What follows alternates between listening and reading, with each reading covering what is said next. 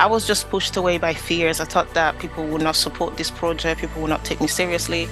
And then when I volunteered in my workplace as an events officer for the BME network, that's when I understood, okay, I have the skills for this. And I've done quite well. People were really impressed. And so I was thinking, you know what? There's no excuse. I have to do this. If it works, it works. If it doesn't, it's not the end of the world. You know, I'm doing something for the community. I'm doing something that I'm passionate about. Amos Madra. Hello and a very warm welcome. I'm joined by Emanuela Aghayedo, who's the founder of Sorelle AfroItaliane. Have I said that correctly, Emanuela? Perfect. You said it I correctly. love it. Sorelle AfroItaliane.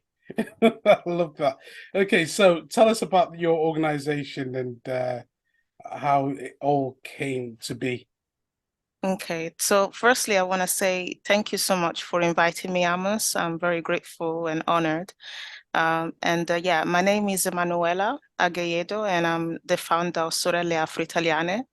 And this is a project that is a very fresh project because it just began about 6, 7 months ago. So I started in December, but I put in hold because I was having some issues, with my family. Recently one of my dear cousins passed away, so I Oh, just had to sorry. put it on. No, it's all right, thank you. And so I decided, okay, new year, fresh me, fresh new beginnings. So I decided to, start from January onwards to advertise it, to give it a little bit of a and just let people know that this is an organization mainly aimed for Black Italian women and girls. And I will explain to you in a minute why I decided to target it only for women and girls. And from there, I decided to start advertising certain events. So inviting certain guest speakers that were predominantly females, but I'm not opposed to inviting male guest speakers, but they have to understand that this is predominantly for Black women. And yeah, I want just to let people know that the reason why I mainly targeted it for Black women and girls is because I feel that Black Italian women and girls are sort of at a disadvantage in Italy. Unfortunately, I grew up in Italy for only 12 years of my life, so I don't have the adult experience. I only did what primary school there and the first year of secondary school. And then my parents brought me here to the UK, London, specifically when I was 12, 13. So I did not go through the full education experience in Italy. But I do know because I have my eye here in the UK and I have my eye in Italy as well. And I do hear of certain things that are going on, you know, I don't want to go into detail, but the misogyny, the sexism, and the racism that Black women experience in Italy is on another level. And also, I feel that between Black British women and Black Italian women, I feel that Black Italian women are a disadvantage socioeconomically as well. Um, there's not many opportunities, and that's one of the reasons why my parents brought me here because there were not many job opportunities for Black people overall, even for immigrants. You can even be, let's say, Romanian that is in Italy, and they still, because they even if you're a white European, let's say you're a Polish or Romanian, they still consider you like a foreigner, right? So obviously the same thing applies here in the UK, but in Italy is on another level. But the way Black people get treated in Italy is something. Don't worry, we'll discuss this in more detail, but that's one of the reasons why I founded it because I had the passion for this. I always had the passion for human rights, uh, but for Black people, but for Black women as well, because I feel that we are discriminated uh, based on race and gender. And also there's other stuff like stereotypes, misogynoir, which is all kind of worms. But I do support Black men as well, but we have to understand that Black men do have male privilege. But obviously we do support Black men, but my heart is more for Black women. As Rihanna said, I came from a womb of a Black woman. And eventually, by the grace of God, I will have a Black girl as well. My mom came from a womb of a Black woman, so it's something that I had to do. But I've always been supportive of Black men, and I will always be. But this was predominantly aimed for Black women. And I'm actually shocked at the results because when I started this, because I've been insecure I've been a very insecure person. I had low self-esteem growing up. So anything that put, I mean, you have to bear in mind, this is something that I had in my mind for years, but my fears did not allow me to go with it. I was thinking people would not support me. They would not take me seriously. You're not ready for this. I mean, you're too young. I mean, when I was thinking of this, I was like in my early 20s when I was thinking of this. But I was thinking, nah, people will not support me. I was just pushed away by fears. I thought that people would not support this project, people would not take me seriously. And then when I volunteered in my workplace, as an events officer for the BME network, that's when I understood, okay, I have the skills for this. And I've done quite well. People were really impressed. And so I was thinking, you know what? There's no excuse. I have to do this. If it works, it works. If it doesn't, it's not the end of the world. You know, I'm doing something for the community. I'm doing something that I'm passionate about. And yeah, and it went from there. And I was actually surprised by the response, and I hope it continues to grow and grow and grow. Obviously, I'm not expecting to go international, obviously, and I'm not expecting to get You awards never for know. this. You never know. You never know, but um, yeah, I mean, I just pray that it continues to grow and it continues to be something that even, God forbid, when I leave this world tomorrow, is something that, you know, Emanuela did this, she initiated this, she was the founder. Uh, you know, when I have children, possibly they can continue to, I don't know. I think that's so far-fetched because they will be born in the UK, so they will be British. They will not have the funny Italian accent that I have. They will be like, yeah, mom, you know what I mean?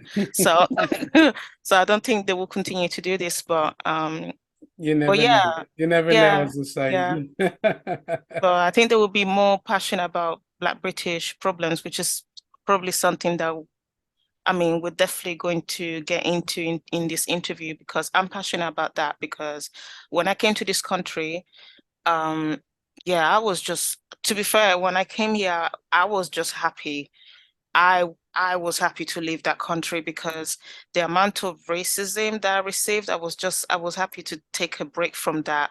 You know, when my parents told me, okay, we're coming to London, I was ecstatic. I was very young. Obviously now I understand that when good things happen, don't tell people. But because I was so young, I was telling everybody, I'm going to London, I'm going to London.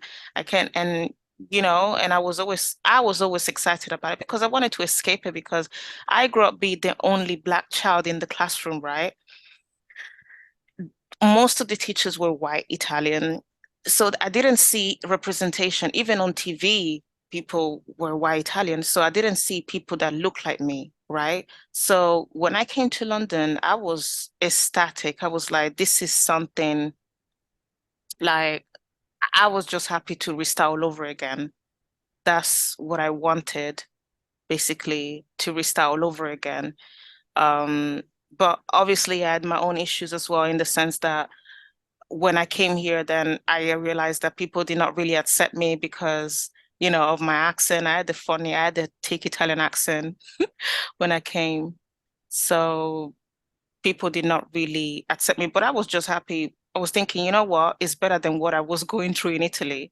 Okay, yeah, there I was speaking the language properly, you know, but then again, even though I was Italian and I spoke the language properly, I was not considered Italian because of the way I looked because I was different from everybody else. So, and bear in mind, I was a child of immigrants, right? So, um, they did not accept me. But even when I came to London, they did not accept me. I mean, the Black British people did not accept me. They were like, sorry for my language, but they would say, she's a freshie, so let's stay away from this one. But yeah, because I couldn't speak English. So I spoke a little bit, but it's not as good as now. But I had a funny accent, so people did not receive to me at all. They were like, no, no, Yeah, you're a yeah. freshie. Like, People no. can be cruel, can't they? Yeah. And I'm sure, the pain of a country where you were born, you clearly love and still have an interest in, it's painful when you Mm, feel you're not accepted there. And then mm. again, you come to another place where you're trying to establish yourself, and again, there's some sort of resistance.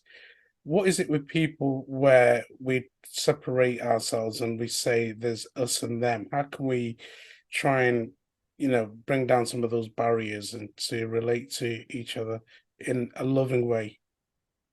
Mm. I feel children, I think because maybe adults is a different story, but with children, I feel they did not accept me because when you're a child, you're not a leader, you're a follower, right? So you go by what people say. So when you see somebody that is different from you, you sort of feel threatened, or you'd be like, nah, we're not gonna connect. So that's what I felt. I did not understand that when I felt when I was a kid, I thought these kids are mean. I mean, how can you not accept me? I'm black as you. Okay. And I'm not a black British. I don't speak good English like you, right? But still, the common thing that we have like is it's our blackness, right? So I was shocked when they did not get a liking to me. But then again, I wasn't surprised because imagine you're the cool kid in school. Would you hang around with somebody that is not considered cool when people tell you, okay, stay away from this person. They're going to drag down your image. She cannot speak English. She's not. I'm just saying, in the mind of a teenager, you know how when you're a teenager, you want to fit in, you want people to like you, you want to be the cool kid, right? So now as an adult, I understand. Back then, I did not understand. I was very angry. I was like, but I'm black like them. Like they did. I mean, because if the roles were reversed, and let's say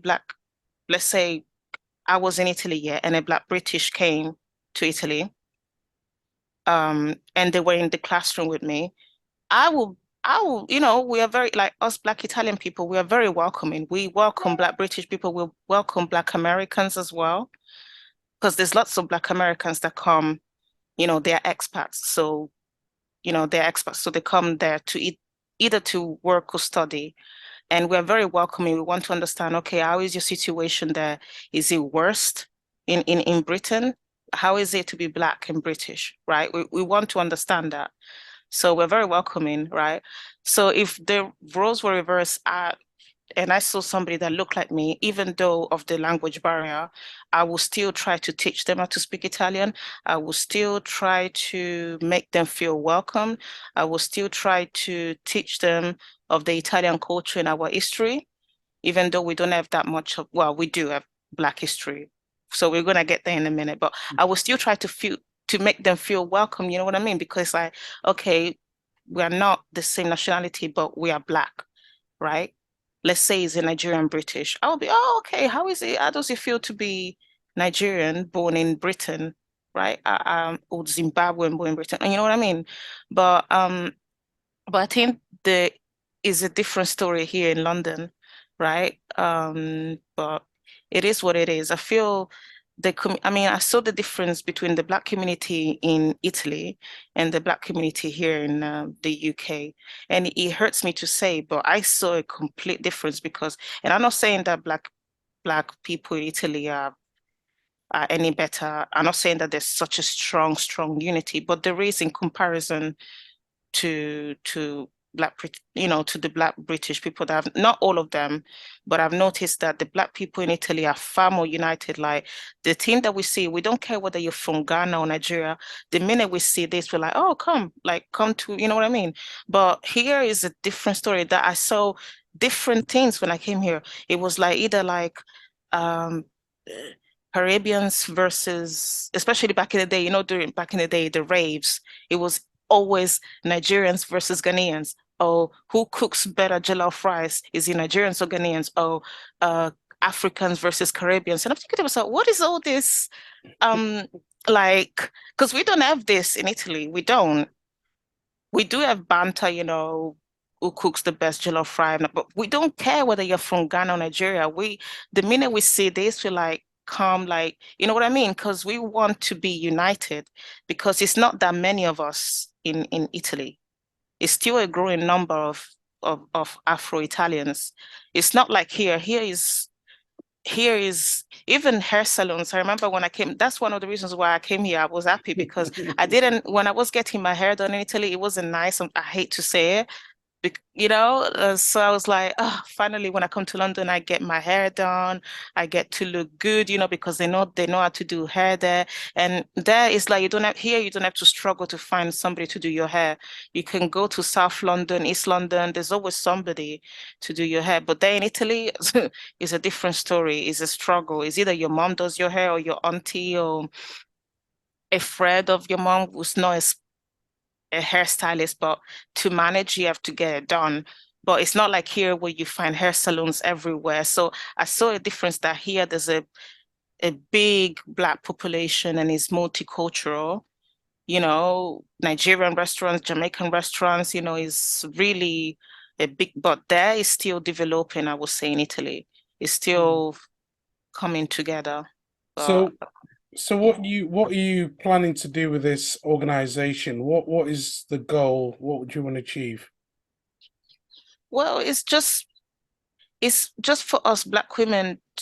I just want us Black women to be respected. I feel that us Black women in Italy are not respected because there are some incidents that do happen that make me so grateful that I'm not in that country. And it did happen to me only one time when I was a kid. But yeah, like there's a lot of misogyny and sexism there. That's the reason why I don't go to Italy on holiday. No, I don't. Because you can be standing there, let's say, because here in London, right? The difference, that's one of the things that I love about here in London is that here you only wait for like what, on average, 5 to 8 minutes for a bus. In Italy, it's not like that. We don't get buses. It's either you drive, and if you don't drive, then you're screwed because you have to get public transport that takes literally 20, 25 minutes to come. So you have to stand there at the bus stand. I'm saying in Italy, and there's been many occurrences of Black Italian women that say, "Oh, I've been approached inappropriately, by Italian men." I'm talking about white Italian men, you know, especially the older ones, because they think that, oh, you know what I mean? So there's a lot of like, because one of the events that I hosted about a few months ago, and this was one of the first guest speakers that I've invited. And she's an Afro-Italian based in London, like myself, and she's a journalist as well. And I decided to invite her. It was about the media representation of Black women. And I was actually relieved how the Black women and girls were actually very honest on how the media representation in Italy is of the Black woman. And many of them did express that it's very hypersexualized. In America, you get three different types of, you know, stereotypes. I don't know how it is here in Britain, but I know in America is either the angry Black woman, the hypersexualized Black woman, or the, how would I say, the strong Black woman, or the mommy type, which was back in the days. So those was the stereotypes of Black women. But in Italy, it's more like hypersexualized, I would say. Like for example, Naomi Campbell, they love her in Italy, but it disturbed me that even though they respected her as a model, they called her the Black Panther. And I'm like, why would you call her the Black Panther? Mm. Like, I didn't like that because I respect Black. Naomi Campbell was one of the Black women when I was in Italy. It was either her or Beyonce that I looked up to because these were the only Black representations that I saw, right? But they were not Italian. One was British and one was American, but these were the only Black women that I saw that were, but how come they were hypersexualized? And for Black Italian women is worse. They are really hypersexualized. They think, oh, she's a, I hate to say it, but she's a prostitute. That's the thing. And even the media representation of immigrants is really one way, and how they represent Africa as well is very one way as well. Is, oh, she's an illegal immigrant. She's escaping from a madam. She's a Nigerian prostitute. And I'm thinking to myself, but there's Afro-Italians, there's people like me that speak Italian that were born in Italy. How come they don't show us, but they show the immigrant part that is either she's an illegal immigrant, is either she's escaping from a madam and she's seeking refuge. And it's always one way. And that's the reason why I was like, okay, I'm done. I'm fed up of this. Like we need to change the narratives. Is our job as second generation Black Italians to change the narratives, because otherwise this will continue and it will continue to corrupt our youth. Because in 20 years' time, I don't want to hear the the nastiness of a Black girl standing going to school and some old Italian man having the confidence to expose himself because she thinks, oh, she's Black, so she must be that. I mean, I was shocked that this is still going on. I thought if it is stopped when obviously I was very naive, but I thought that it stopped, but I heard that it's still going on. And this is good that I brought up these connect groups and events, because now you hear from people that live there, that still live in Italy, and they say that this is still going on. Yeah. They still have the confidence to approach you and be like, oh, And do you think because of the rise of nationalism, nationalistic governments, do you think that adds fuel to the fire? Do you think there's a way of still people being passionate, nationalistic, but as at the same time being empathetic to other cultures? Could that balance happen? I'm happy that you brought that up. Yeah, I'm happy that you brought the Nationalist Party, because I feel this party, I don't want to get too political, but I don't feel good about this party. I feel Giorgia Meloni has some resentment against immigrants. And that's one of the reasons why Italy, I don't mean to drag it down, and this is one of the reasons why Italy will not flourish like France or the UK, because they see immigrants as the enemy. They're an immigrant. Let's stay away from them as much as possible.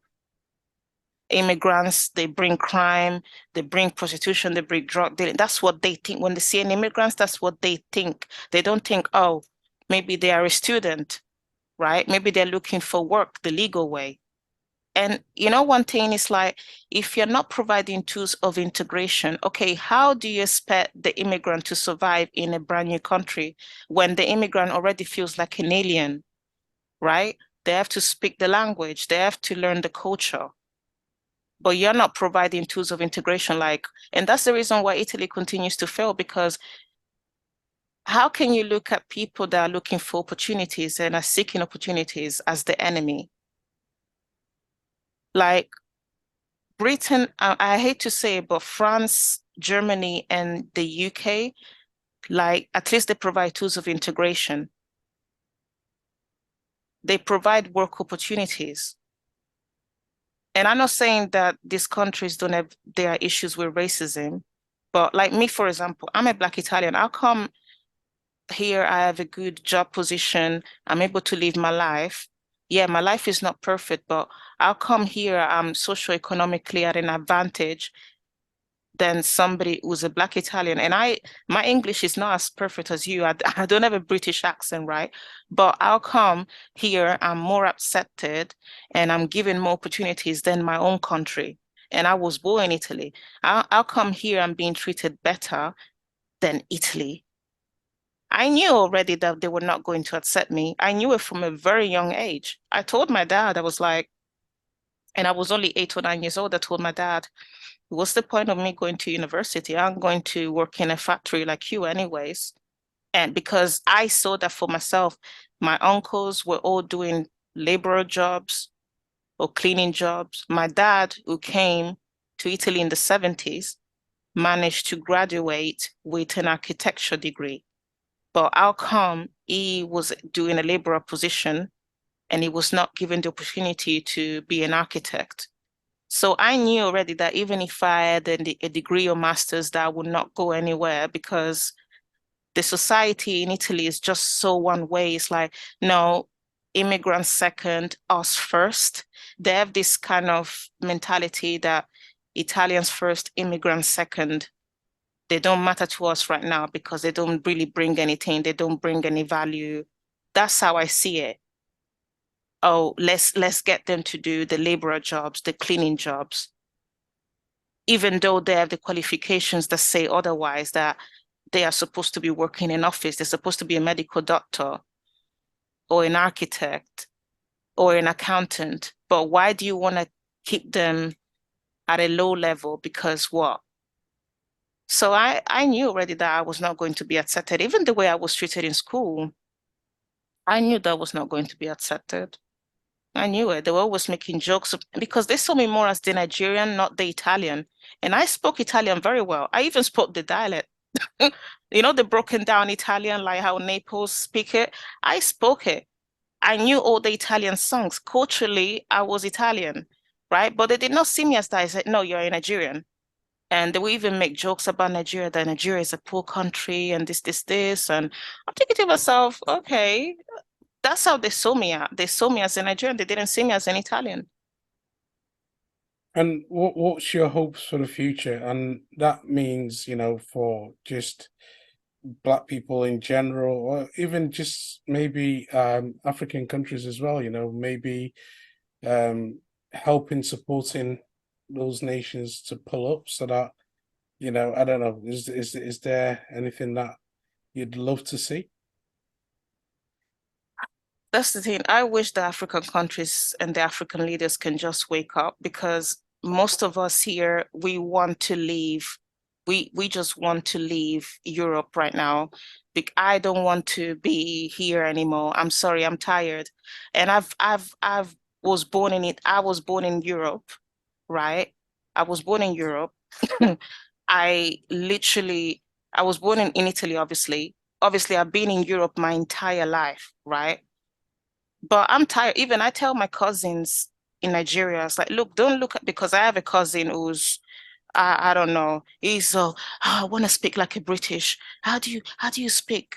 Oh my, he's so infatuated with the British culture. And I'm thinking to myself, listen, us Black people here in Europe, we don't have it easy. Like, but they think because we live in Europe that we have it easy. We don't have it easy. We want to come back home. I'm tired. I'm tired of the racism, of the rejection. I'm just tired of it. I'm tired of, I just want to come back home. But then what home is there to come back to, right?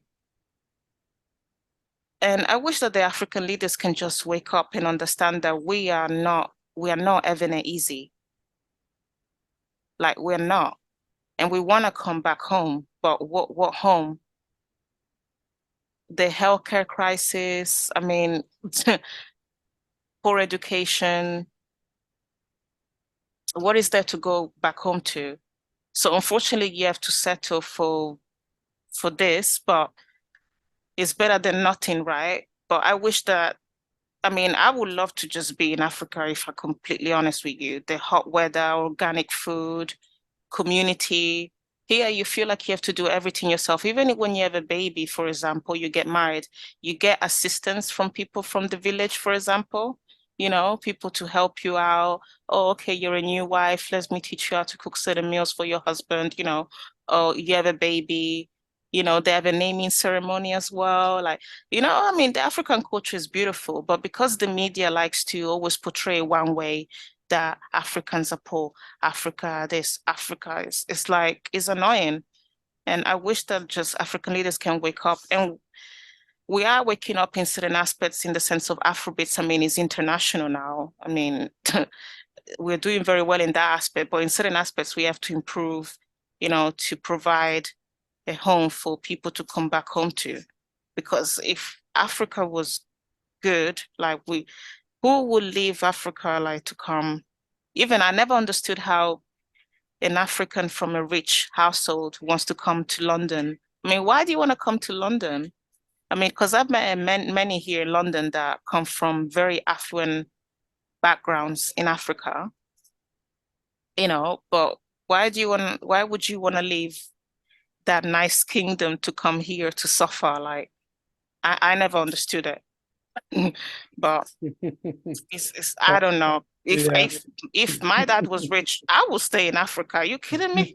Like if we were wealthy, like, and I was an African princess, I would stay in Africa. I wouldn't come here, like, to what? To suffer, to work 8 hours a day, uh, to be taxed constantly, like inflation rates are going up. All you think about is money, money, money to pay for this, pay for that. It's like you're not living here. Like just what that lady on TikTok said, what she said is true. You're not thriving, like you're not thriving in London, like you're surviving. So people back home need to stop looking at London like it's so amazing because it's not. I mean, I've met many Afro-Italians that actually left London to go back to Italy, which I would not do because I don't think I'm mentally ready for that at this point. But they literally left London. And when I asked them, okay, why did you leave London, you know, and move back to Italy? It's because London is depressing. Is it that they couldn't take anymore, like for their mental health, they had to go back to Italy?